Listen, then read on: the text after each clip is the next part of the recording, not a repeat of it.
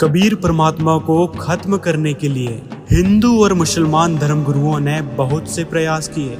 ऐसे ही उन्होंने मिलकर एक बार सिकंदर लोधी राजा को बहकाकर कबीर साहिब को हाथी से कुचलवाने की सजा दिलवा दी। कबीर साहिब जी के हाथ पांव बांधकर उन्हें एक मदमस्त खूनी हाथी के आगे डाल दिया। जब हाथी कबीर परमात्मा को मारने के लिए आगे बढ़ा तो उसे कबीर परमात्मा ने एक बब्बर शेर का रूप दिखा दिया, जिसे देखकर हाथी भयभीत हो गया।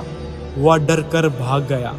सिकंदर लोधी को भी परमात्मा ने अपना विराट रूप दिखाया। राजा थर थर कांपता हुआ नीचे आया और कबीर परमेश्वर को दंडवत प्रणाम किया। वह क्षमा याचना की।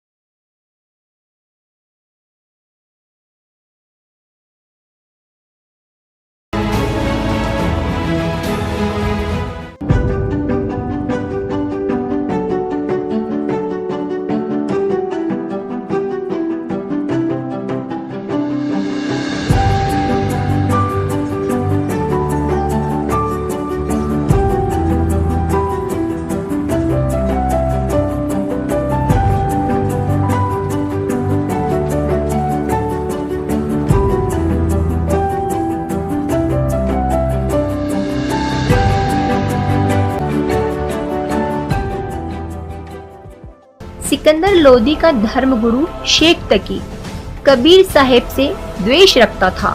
इस द्वेषाग्नि में जलते हुए शेख तकी की जिद पर बादशाह सिकंदर लोधी ने 52 बार कबीर साहिब की परीक्षा ली। इसे ही 52 कसनी कहा जाता है। कमाल और कमली को कबीर साहिब ने पुनः जीवित कर दिया था। ध्यान रहे साथियों, मृत व्यक्ति को केवल समर्थपूर्ण परमात्मा ही पुनः जीवित कर सकता है और किसी सिद्ध या कला पुरुष या देवी देवताओं में ये सामर्थ्य नहीं है। यदि ऐसा होता तो महाभारत के युद्ध में अभिमन्यु मृत्यु को प्राप्त हो गया तो कृष्ण सहित सभी पांडव विलाप करने लगे। उसी समय कृष्ण भी अभिमन्यु को इसलिए जीवित नहीं कर पाए क्योंकि उसकी आयु शेष नहीं। कबीर सिंह के सामर्थ्य से प्रेरित होकर सिकंदर लोधी कबीर सिंह का शिष्य बना, जिससे उनका धार्मिक पीर शेख तकी चिढ़ गया। कबीर सिंह को नीचा दिखाने व राजा की नजरों से गिराने के लिए कई हथकंडे अपनाए। बहुत बार कबीर सिंह को हराने के लिए उनकी परीक्षा ली। इसी उद्देश्य से उसने कबीर सिंह द्वारा मृतक गऊ को जीवित करने को मानने से मना कर दिया। यदि ऐसा मेरे सामने हो तो मैं मानूं। और कबीर सिंह ने इस भ्रम के निवारण के लिए 2 मृतकों को जीवित किया, जिनका नाम कमाल व कमाली रखा। वे अपने पुत्र पुत्री की तरह रखा। यहाँ कबीर सिंह ने वेदों में वर्णित परमात्मा की उस लीला को सिद्ध किया जिसमें लिखा है कि परमात्मा मृत्यु प्राप्त को भी पुण्य जीवन दान दे सकता है। चरण धो पांडे न पिए, चरण धोकर पांडे न पिए, ज्यों की तो फिर होगी खाल। और कह कबीर सुनो सब पांडा, यहाँ पर छुआ छात की न चाल चाल। चरण धोकर पांडे न पिए, ज्यों की तो फिर होगी खाल। कहे कबीर सुनो सब पांडा, या छुआ छात की न चाले चाल। जय कोई छुआ छात करेगा, उसका भी होगा यही हाल। एक पत्तल में दोनों जिम्मे, वहाँ पंडा गुलाम रामपाल। जय कोई छुआ छात करेगा, उसका भी होगा यही हाल।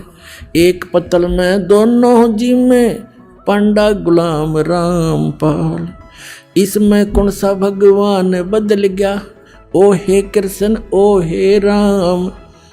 इंद्र दमन एक मंदिर बनवा दे, जगन्नाथ हो जिसका नाम। इंद्र दमन एक मंदिर बनवा दे, जगन्नाथ हो जिसका नाम। अपने आत्माओं, आज तक हमारे को यथार्थ ज्ञान सुनने को मिला ही नहीं, लेकिन आत्मा भगवान के लिए उसी दिन से तड़प रही है जिस दिन से ये उससे बिछुड़ कर आई है। और आज परमात्मा ने उस ज्ञान को ऐसा निखारा है, ऐसा उभारा है कि अब इस कलयुग में ये कोई भी इसको उलझा नहीं सकेगा, मिटा नहीं सकेगा। और जिनको भगवान की भक्ति करनी होगी वो भक्त पार बहुत आसानी से हो जाएंगे। सिकंदर लोधी जब वहाँ पर आया, साथ में उसका शेख तकी पीर जो ईर्षा करता था कबीर भगवान से, उन्होंने वहाँ आकर देखा, पूछा कि भी कबीर साहब को कहाँ हैं। तो वहाँ के लोगों ने बताया कि कबीर साहब का तो पता नहीं, ये एक टेंट में बैठा है, एक व्यापारी बिजनेसमैन सा दिखे सेठ, और ये कर रहा सारा भोजन भंडारी का व्यवस्था। सिकंदर लोधी उसके पास गया, उसे पूछा आप कौन हो, आपका क्या नाता है भगवान कबीर जी से। केशव रूप में खड़े बंजारे ने कहा कि राजन, वो कबीर जी मेरे पगड़ी बदलियार हैं, मेरे धर्म भाई हैं, और उनकी चिट्ठी गई थी मेरे पास कि एक छोटा सा भंडारा है, कुछ सामान लेते आइएगा। ये दास हाजिर बैठे हैं। अब वो शेख तकी नौकर तरह गजब हो, यो तो इसने छोटा भंडारा बताओ है। अब उसका तो कलेजा फट गया, पेट पकड़ के बैठ गया, उसकी तो मांसी मर गया तो कोई ना बनी बात आज भी। अब सिकंदर लोधी ने कहा कि कहाँ है भगवान, क्यों वो नहीं आए यहाँ पर। तो केशव ने कहा उसका दास जो बैठे हैं मौज उनकी जब आओगे आ जाएंगे, यहाँ सारा काम ठीक हो रहा है। सिकंदर लोधी बोला भाई चलो दर्शन करके आओगे, पाछा भोजन पाओगे। अब हाथी पर बैठकर पहुंच गए वहां जहाँ झोंपड़ी थी मालिक की, साथ में सैनिक भी।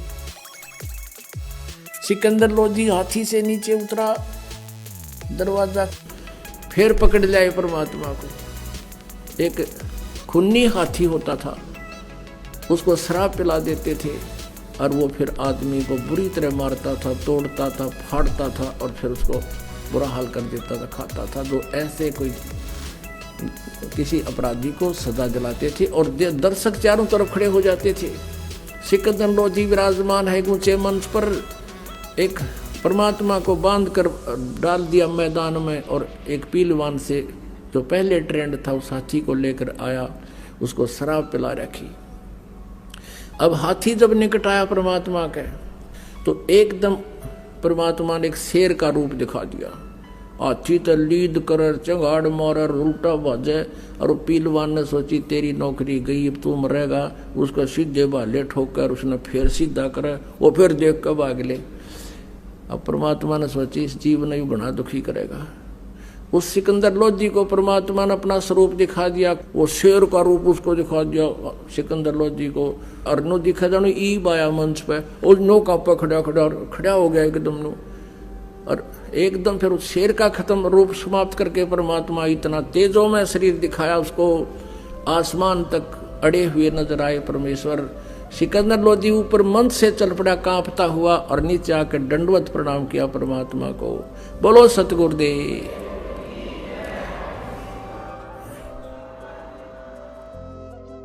अब जो वो सूखे टहनी बट के वृक्ष में झरनामृत डाला था टहनी में वो एक पेड़ बन गया पूरा, और वो पेड़ आज भी विद्यमान है। 600 वर्ष हो गए उसने, वो पेड़ आज भी विद्यमान है। और वहां पर कबीर पंथ के ये परंपरागत महंतों का वहां एक आश्रम बना हुआ है जो इन यादगारों को संभाले हुए है। उसको हम देख कर आए थे, स्वयं आंखों देख कर आए हैं, एक बार गए थे हम देखने के लिए। उसमें मंगलेश्वर गांव से एक नौका में बैठकर जाना पड़ता है, सामने एक बीच में दरिया है, उसको पार करके सामने वो स्थान है टापू सा। तो वो बता रहे थे कि पहले ये वट वृक्ष इस पूरे क्षेत्र में फैला हुआ था, यानी बड़ की एक ऐसी व्यवस्था होती है, एक बड़ ने आगे बढ़ने की जगह मिल जाओ, वो ऊपर से इसकी दाढ़ी सी आती है नीचे जड़ें, और जमीन में घुस जाती हैं, और कुछ ही देर में वो पूरा पिलर सा बन जाता, सपोर्ट देती है और आहार खुराक देती है, फिर आगे टहनी चली जाती है, यानी बहुत दूर तक जा सकता है। लेकिन अब उसको काट पीट कर दोबारा वहां खेती करने लगे, और वो थोड़ी सीमा में रह रहा है 2 एकड़ जमीन में, मतलब वो लगभग टोटल तो 4 एकड़ में गया है, यानी 2 एकड़ ऐसे बढ़ रहा है, सेंटर से 2 एकड़ 2 एकड़, तो ऐसे 4-5 एकड़ में अब भी वो विद्यमान है, शेष बचा हुआ। बड़ी बड़ी दाढ़ी उसका नीचे गड़ी हुई, बड़े बड़े पेड़ हो गए ऐसे ऐसे। तो वहाँ वो महंत हैं, उनसे भी पूछा, वहाँ के गांव नगर वालों से भी पूछा, तो उन्होंने यही बताया कि ये कबीर परमात्मा जी या जीवा दत्ता नाम के 2 भाई ब्राह्मण भाई रहते। वहाँ सिकंदर लोधी आया हुआ था, दिल्ली का बादशाह वहाँ पहुंचा हुआ था काशी में, और परमात्मा भी ये छेड़ा जब छेड़ा करते, जब वो भी आ रहा हो इनका सब तो बड़ा राजा। अब सिकंदर लोधी को पास पहुंचा, शेख तकी भी गेल जा रहा था साथ में, और शेख तकी के पास हिंदू मुसलमान सारे इकट्ठे होकर गए, राजा क्या रहा, बड़े अब बादशाह रहे हैं, उनको शिकायत किया, भगवान हमारा तो जीना आराम हो गया, बहन बेटियों का घर से बाहर निकलना मुश्किल हो गया, सरेआम वैश्यावृत्ति हो रही है, कौन है, किसने करी, लाए पकड़ कर कबीर जी को। और सिकंदर सामने खड़ा, वो दुष्ट इंसान है जिसको ऐसा राहत दी, ऐसे सुख दिए, आज उसकी बुद्धि भी चाल गई, उसकी बुद्धि भी स्लिप कर गई, और डर गया जनता से कि तेरा राज ना चला जा। अरे राज तो भगवान देता है, जनता राज दे तो फिर कहना के है। अब कहने का भाव ये है, परमात्मा को क्या सजा देनी चाहिए कि इसको बांध जूड़ के, हथकड़ी गल में तोक, हाथा में थकड़ी, पैर में बेड़ी, और लगा के दरिया में डाल दो, गंगा में। ऐसा ही किया गया, नौका में बैठाकर बेड़ी और हथकड़ी लगाए गले में तोक डले हुए, और परमात्मा को गंगा के बीच में जाकर पटक दिया। और दर्शक पूरी काशी चारों तरफ खड़ी, पूरी काशी के लोग। अब वो परमात्मा को जो जल में पटका, हथकड़ी बेड़ी अपने आप टूट के एक तरफ गिर गई, और परमात्मा उस जल पर ऐसे बैठ गए जैसे थल पर बैठा करे, और नीचे से लहरें खूब उमड़ उमड़ कर जा रही हैं।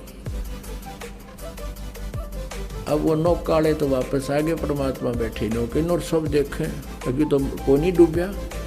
फिर शेख तकी ने कहा इसका पत्थर मारो, लागे पत्थर मारना। फिर कहने लगा शेख तकी कि इसका तीर मारो, गोली मारो। अब वो भी ना लगी। फिर क्या कहा कि लाओ तोब लाओ। तो सारे बुद्धि भ्रष्ट हो रही, राजा ने आदेश दे दिया, तोब ले गए, और वहां से तोब के गोले मारे परमात्मा पे। वो कोई तो उड़े फंसे, हाँ, या फिर दूर जाकर पड़ा, मनमानो 2 किलोमीटर दूर कितना जोड़ तालाब में परमात्मा ने इसी जगह ना पड़न दिया कि तोड़ का नाश करते हैं। कहते हैं 4 पैर तक है, ओए होए, यानी 12 घंटे तक वो दुष्ट आत्मा परमात्मा पर तोब के गोले, गोली, पत्थर, लट, कितना जो आत्मा जब मारे, और दाता का कुछ ना बिगड़ा। गरीबदास जी कहते हैं, गरीबदास उस पुरी में सबकी बुद्धि का नाश है, और फिर भी उनके सभी की बुद्धि का नाश हो रहा है, नो पहचान नहीं सके रहा भगवान बैठा, और इसका कोई असर नहीं हो रहा। पैर पकड़ लो, हैं और माफी मांग लो। फिर परमात्मा ने सोचा कि ये शेख तकी इन भोली आत्माओं का कि न्यू रिहर्सल कराए जाएगा। एकदम नीचे बैठ गए जल में, डूबते दिख गए। सब ने खुशी बनाई, डूब गए डूब गए डूब गए। फिर गिरती रेग इसके ऊपर। शेख तकी ने भेजे रविदास जी के पास कि पूछो वो कहाँ है, भगवान कहा करता कबीर को भगवान है कबीर, भगवान है कबीर, पूछो कहाँ है वो। वहाँ गए तो कबीर जी वहाँ एक तारा लेकर अपने शब्द लग रहे। उन्होंने देख कर उल्टे भाग लिया जी, वो बैठा वो बैठा वो बैठा। शाह सिकंदर कह गए वो काजी पटक कुराने, गरीबदास जुल्हदी पर इब हो है खेचा ताड़े। अब गरीबदास जी कहते हैं अगर उस परमात्मा पर जुलाहे पर है, इब खेचा ताड़ होने लगी। क्या कहते हैं, तोरा सरा उठा दिया ये काजी बोले यूं, गरीबदास पगड़ी पर टकिए अलख अल्लाह मैं हूँ। वहाँ जाकर मौजूद नंबरदार से वो कई सैकड़ों की संख्या में और 500 हजारों की संख्या में उनके समर्थक पहुँच गए और जाकर राजा के सामने अपनी पगड़ी पटक कर फेंक दी। हमारी तो इज्जत तार ली एक जुलाई ने। और वो नो कहा है मांस मिट्टी भी मत खाओ, वो तो कसाई है, पापी है, अपराधी है। बताओ, मांस नहीं खाता अपराधी, ये मांस खाओ ये अच्छे आदमी है। अरे निरंजन धन तेरा दरबार जहाँ तनिक नहीं न्याय विचार। अब फिर क्या कहते हैं, सिकंदर लोधी को कहते हैं, वो नो कहा मैं अल्लाह हूँ, मैं खुदा हूँ, अल्लाह अकबर मैं ही हूँ। तो उनसे सिकंदर ने पूछा भी अब क्या करें कि एक ये इससे कोई गऊ मंगा के वो कटवा के और उसे जीवित करवा के देख लो। हमारे हजरत मोहम्मद ने तो गायें जीवित कर दी थी। तो वह ऐसा ही कियागा जैसा उन्होंने कहा। एक गाय मंगा ली, गर्भवती गाभण गाय थी, और लाके वहाँ कत्ल कर दी, जैसे वो करते हैं लाल करके काट दी। 4 टुकड़े हो गए माँ बेटिया के। गऊ के पेट में गर्भ था, अलग अलग पड़ गया। तब कहा कि उठ कबीर, अब क्यों तू चुप बैठा है? हमारे हजरत मोहम्मद ने गाय जीवित कर दी थी, तू गाय जीवित करके दिखा दे, नहीं तेरी गर्दन काट दूंगा। सिकंदर लोधी ले रहा तलवार हाथ में नंगी। फिर परमात्मा खड़े हुए कहने लगे अब क्यों बैठा है, उठ खड़ा हो करके दिखा। कहते परमात्मा खड़े हुए उसी समय कहा हम ही अलख अला हैं कुतुब गोस और पीर, गरीबदास खालक धनी मेरा नाम कबीर। खड़े हो गए न बोले परमात्मा हम ही अलख अला हैं और कुतुब गोस और पीर, गरीबदास खालक धनी हमारा नाम कबीर। अब फिर कहने लगे तू कबीर भगवान है तो कर इस गाय को जीवित। परमात्मा ने एक थपकी मारी, एक हाथ मारा गाय के, एक मारा बच्चे के। थपकी आशीर्वाद, गाय भी जुड़ गई, बच्चा भी जुड़ गया, दोनों जीवित होकर खड़े हो गए और बाल्टी भर दी दूध की परमात्मा ने। बोलो सतगुरुदेव।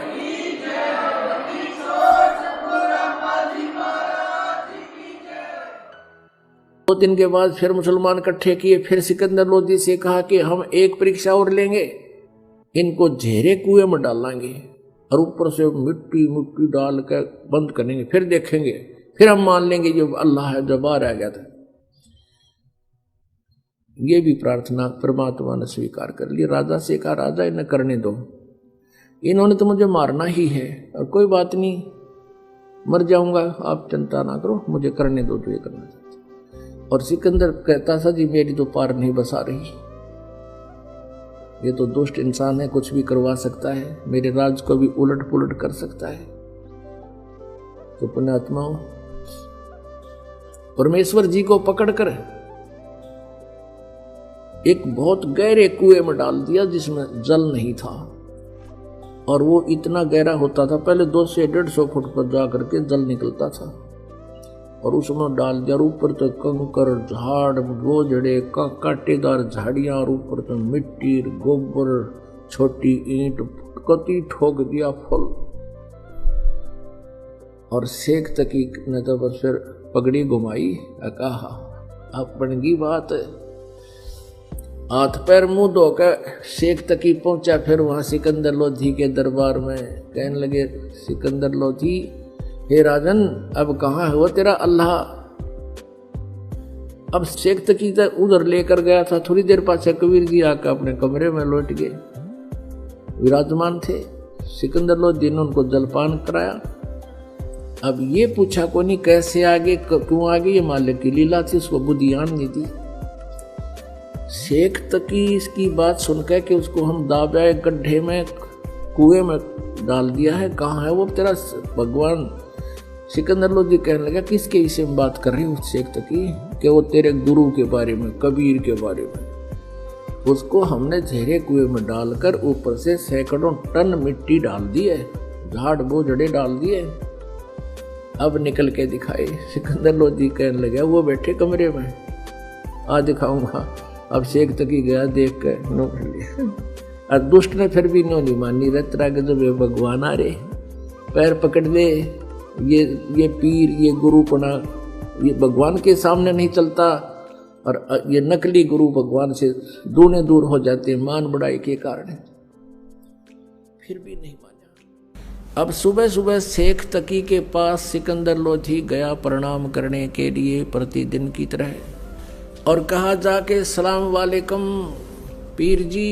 पीर जी का तो टेढ़ा मुंह हो रहा, नो कह मुझे क्या जरूरत है, तुझे मिल तो गया सलाम करने वाला, क्या जरूरत है मेरी?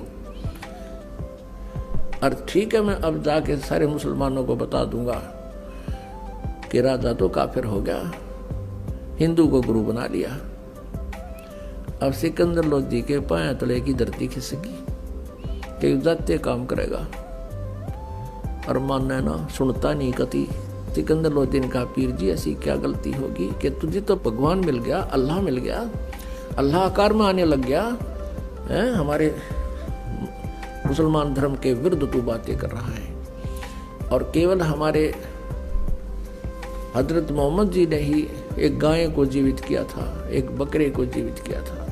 कहते तू इसको अल्लाह मानता है, मैं नहीं मानता, और मुसलमान समाज को कह दूंगा यह सारी कहानी, फिर तू जाने वो जाने। अब सिकंदर को पता था ये नाश करेगा जाते ही। सिकंदर लोधी वापस आ गए टेंट में जहां कबीर जी विराजमान थे। सिकंदर लोधी के चेहरे की उदासी देखकर भगवान ने पूछा कि राजन, कोई राजकाज की बुरी खबर सुन ली क्या? आप मायूस कैसे हैं? तो सिकंदर लोधी ने कहा, प्रभु क्या बताऊं, अब मेरे दुख न मैं जान सकता हूं, मेरे साथ बीती हुई घटनाओं से मैं परिचित हूं, ये पीर जी नहीं जानता, ये मेरा धार्मिक गुरु जो है, ये मेरा पहलड़ा खसम, अब यो मन इतना दुखी कर रहा है परमात्मा, कल से मुझे चैन नहीं है इसकी। वहां से भी मैंने देखी थी इसकी जो गतिविधि, और अब तो ये बहुत टेढ़ा मुंह कर रहा है, जाते ही सब मुसलमानों को कह देगा तो मेरा राज्य नहीं रहेगा। परमेश्वर ने पूछा क्या चाहता है ये? शेख तकी ने कहा था कि मेरे सामने जीवित करके दिखावे, जब जानू मैं नहीं मानता, मैं साथ थोड़ा ही था। तो कबीर जी ने कहा कि उसको कह दो कोई मुर्दा ले आवे, चाहे कोई पशु ले आ, पक्षी ले आ, कोई मनुष्य ले आ, और अब जिंदा कर देता हूँ, कह दे उसको ले आ मुर्दा। सिकंदर लोधी गया शेख तकी के पास और कहा, पीर जी आप कोई मुर्दा ले आओ। और कबीर जी कहते हैं अभी जीवित कर दूंगा। तो वो कहता मैं कहाँ से लाऊं, कभी समय आएगा जब देखूंगा। अब परमात्मा को पता था कि राजा का टेंशन बना दी इसने, और ये दिल्ली तक पहुंचाएंगे इतने तो हार्ट अटैक हो जाए मनमाने सिकंदर का। तो कहते हैं अपने भगत की टेंशन भी परमात्मा एक सेकंड में कारण बना दे। उसी समय क्या देखा कि दरिया के बाहर सब कोई टहल रहा था, कोई नहा रहा था, कोई अपना घूम रहा था। इतने में क्या देखा कि एक मुर्दा, एक बच्चे का शव, 12-13 साल की आयु के बच्चे का शव, जिसको अंतिम संस्कार कर दिया गया था मृत्यु के उपरांत। क्योंकि कुछ ऐसे कबीले हैं जो न तो जमीन में दबाते हैं, न सभा करते हैं, अग्नि में संस्कार नहीं करते हैं, वो केवल जल प्रवाह कर देते हैं। वो ये सोचते हैं कि इसके शरीर को मछली खाएंगे, कीड़े मकोड़े खाएंगे, इसको कुछ पुण्य हो जाएगा, और उसको दरिया में जो समुद्र की तरफ जा रही होती है उसमें एक अच्छे आदर के साथ एक फ्लोटिंग ऐसा बना देते हैं, बेड़ा सा घास फूस का, लकड़ी थोड़ी सी लकड़ी लगा कर उसके ऊपर आदर से लेटा कर और उसके ऊपर एक कपड़ा डालकर जल प्रवाह कर देते हैं। ऐसा जल प्रवाह किया हुआ मृत बच्चा आ रहा था तो सभी ने कहा कि वो आ गया मुर्दा, वो आ गया मुर्दा। सब आगे भाग कर बाहर, कबीर जी भी को भी बुला लिया, शेख तकी भी आ गया। और शेख तकी कहता है अब करके दिखा दे इसको जीवित, हम मान जाएंगे। परमात्मा बोले पहले तू करके दिखा, कहीं फिर बाद में नंबर बनाओ मैं भी कर दूँ। अब सभी ने कहा ठीक है शेख तकी आप भी करके दिखा दो, आपके पास कोई शक्ति है। अब वो लगा अपने जंतर मंतर करण यावा होता, वो तो होना क्या था उससे। वो पहुंच गया, मुर्दा चला गया लगभग 2-3 फरलांग यानी 600-700 फुट नीचे को डाउन स्ट्रीम में बहता हुआ। तब शेख तकी कहता है ये तो अपने सिर से बला उतरवाना चाहा था, ये भी नहीं कर सकता, ये बातें बनाता है। ये तो चाहा था कि मुर्दा चला जाए, तेरी इज्जत रह जावे, वो इसने कर ही दिया, मुझे लगा दिया इस पे। अब परमात्मा ने ऐसे संकेत किया मालिक ने हाथ से, वो मुर्दा वापस चल पड़ा जैसे इंजन की नौका होती है, इंजन वाली मोट, और वो दरिया के फ्लो के विपरीत चल पड़ती है। ऐसे वो मुर्दा दरिया के ऊपर से ऐसे वापस आके और वहाँ खड़ा हो गया सामने, ऐसे लेट नुका नु स्थिर हो गया मुर्दा। वो मृत शरीर, नीचे से लहरें बह रही हैं दरिया की और वो सब ऐसे है। तब परमात्मा ने कहा जीवात्मा जहां भी है तू कबीर आदेश से इसमें प्रवेश हो और बाहर आ जा। इतना कहना ही था प्रभु का कि सारे शरीर में कंपन होने लगी और वो बच्चा एकदम खड़ा होकर और तैरता हुआ बाहर आया और परमात्मा के चरणों में दंडवत प्रणाम किया। बोलो बंदी छोड़ कबीर साहेब की जय।